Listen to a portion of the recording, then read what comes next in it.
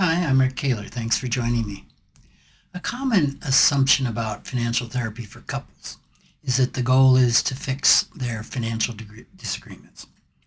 Um, and you might say, well, of course, isn't that it? If they can just land on the right budget, the right system, or the right division of responsibilities, harmony is going to follow.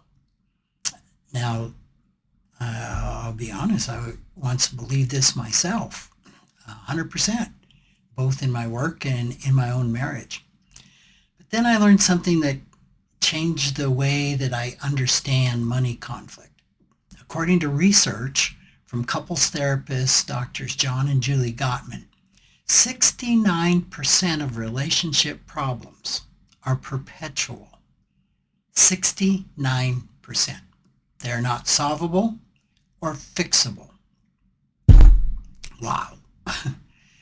What can you do?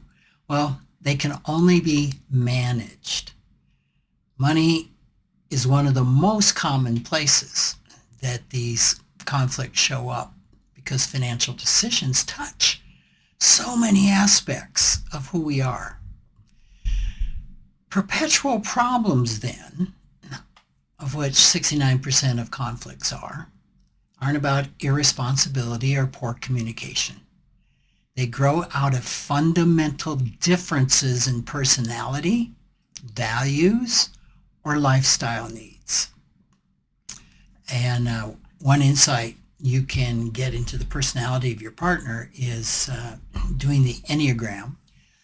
That's at the EnneagramInstitute.com. And you can take it, your partner can take it, and then you can look at how those two personality types do a relationship. And it's really stunning. So, for example, myself, I'm a personality type 1. I need order. The other may need spontaneity, especially if they're a type 7. One thrives on security, especially if they're a type 6. The other values freedom. One feels stressed unless the bills are paid early. The other doesn't think about the bills until they're due. The difference between perpetual and solvable problems isn't necessarily related to the type of money issue there is. For some couples, a conflict over investing or holiday spending may be no more than logistics that can be handled with a conversation and a plan, done. For others, the same topics might trigger something that's a lot deeper. I've sat with couples who can talk rationally about investments or retirement, but the moment the topic shifts to discretionary spending, saving habits, or generosity to family members, something shifts. Shoulders rise, tone sharpen, the discussion starts to feel less like sorting out a budget and more like defending one's identity. The Gottmans call this gridlock. I call it the emotional tornado zone. It can turn a simple disagreement into something far more turbulent. So gridlock is a sign that something important is not being acknowledged.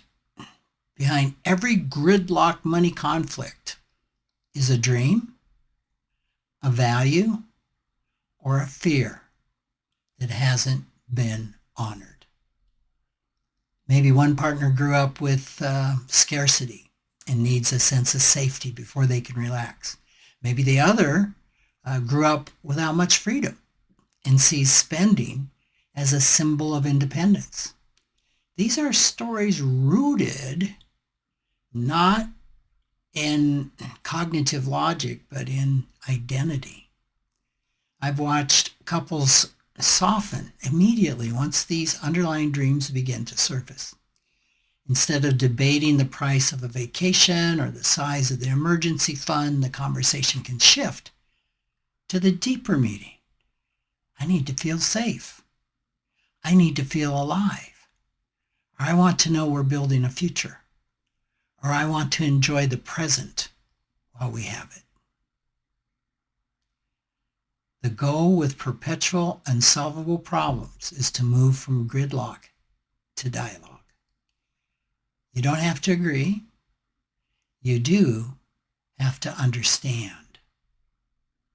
This starts with curiosity, what the Gottmans call uncovering the hidden dream. Ask each other why this issue feels so important. What is the dream? What's that? What is that dream that the saver's protecting? What's the dream that the spender is pursuing?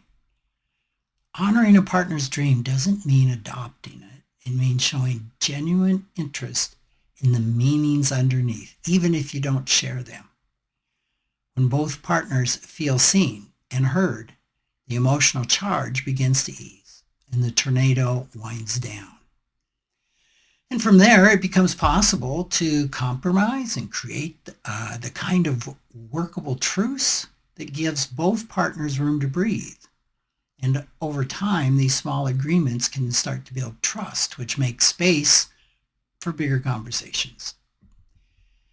When partners come to understand what underlies their perpetual money conflicts, they can learn to adapt and manage the differences rather than struggling to eliminate them.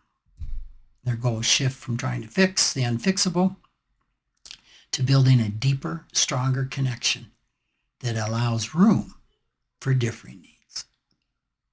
Thanks for listening.